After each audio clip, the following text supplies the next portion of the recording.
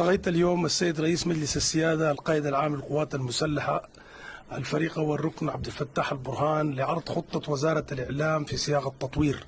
تداولنا حول عدد من الملفات الإعلامية وكيفية تطوير المؤسسات الإعلامية التي تضررت من الحرب. كما ناقشنا أيضا الملفات الثقافية والسياحية في السودان بعد مرحلة الحرب إن شاء الله تعالى. تداولنا حول العديد من القضايا وكيفية تطوير هذه المؤسسات، وتفضل سيادته بوعد تقديم وعد بأنه سيعمل معنا على تطوير هذه المؤسسات.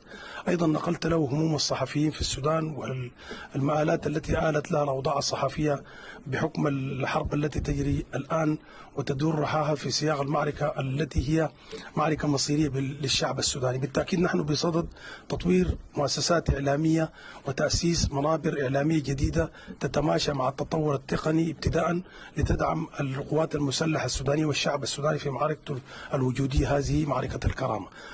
بالتأكيد ستتواصل مثل هذه اللقاءات وصولا لتأسيس هذه المؤسسات، ونؤكد في هذا اليوم التاريخي أن هذا اليوم أيضا هو يوم تاريخي في سياق تطوير العمل للمؤسسات الإعلامية التي إن شاء الله ستشهد في القريب العاجل تطويرا وتحديثا يتواكب مع متطلبات العصر.